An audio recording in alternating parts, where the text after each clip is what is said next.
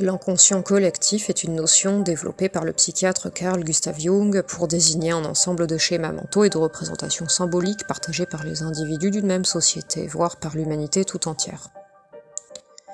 Contrairement à l'inconscient personnel, qui est constitué d'expériences et de souvenirs individuels, l'inconscient collectif fonctionne comme une mémoire commune, se transmettant au fil des générations sous forme d'images, d'archétypes et de croyances profondément enracinées. Mais en quoi l'inconscient collectif diffère-t-il de l'imaginaire collectif? Comment se manifeste-t-il dans notre quotidien? L'inconscient collectif repose sur l'idée que certaines structures mentales et certains symboles sont universels, indépendants des expériences personnelles de chaque individu. Ces éléments sont intégrés inconsciemment et influencent nos perceptions, nos émotions et nos comportements. Jung décrit cet inconscient comme une matrice psychique universelle, façonnée par des millénaires d'évolution culturelle et biologique. Il ne s'agit pas de souvenirs personnels refoulés comme dans la psychanalyse freudienne, mais plutôt d'un patrimoine psychologique collectif qui structure notre vision du monde. L'inconscient collectif se manifeste à travers plusieurs éléments fondamentaux.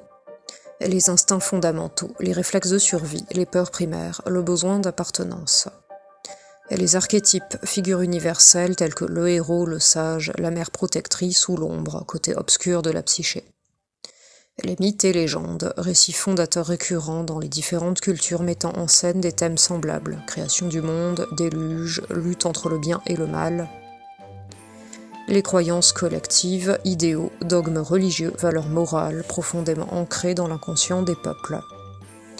Et les symboles universels, images et figures ayant une signification commune à travers les âges, comme le cercle, infini unité, le serpent, renaissance, danger, ou l'arbre, connexion entre le ciel et la terre. Cet inconscient collectif est ainsi un socle sur lequel reposent nos représentations du monde, influençant à la fois la culture, l'art, la spiritualité et même nos comportements quotidiens.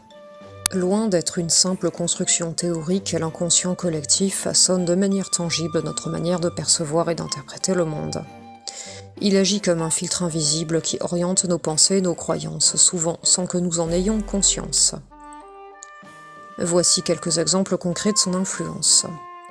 Les traditions culturelles. Certaines coutumes ou pratiques semblent naturelles alors qu'elles résultent de schémas collectifs ancrés depuis des siècles.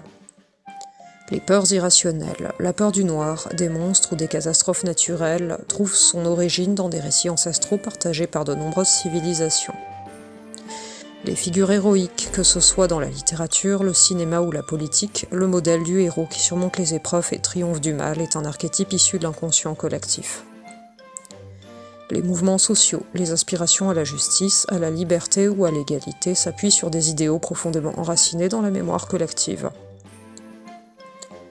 Les croyances surnaturelles, fantômes, anges, forces occultes, autant de représentations qui reviennent dans presque toutes les cultures sous des formes variées. L'inconscient collectif est souvent confondu avec l'imaginaire collectif, mais ces deux notions diffèrent sur plusieurs points. L'inconscient collectif est une structure profonde et universelle, inscrite dans la psyché humaine de manière inconsciente.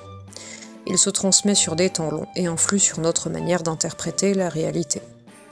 L'imaginaire collectif, en revanche, est plus changeant et plus lié au contexte historique et culturel.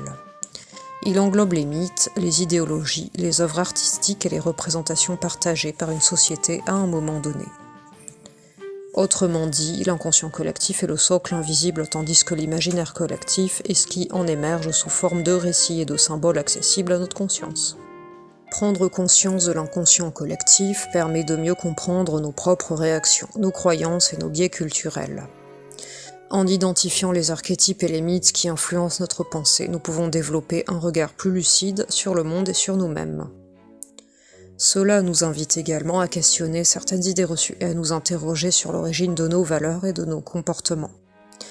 Explorer l'inconscient collectif, c'est donc à la fois une démarche de connaissance de soi et une ouverture à une compréhension plus large de l'humanité. En fin de compte, l'inconscient collectif est une force invisible qui traverse les époques et façonne notre rapport au monde. Comprendre son fonctionnement, c'est apprendre à naviguer plus librement dans le vaste océan des représentations humaines. Bonne journée et à bientôt pour de nouveaux contenus.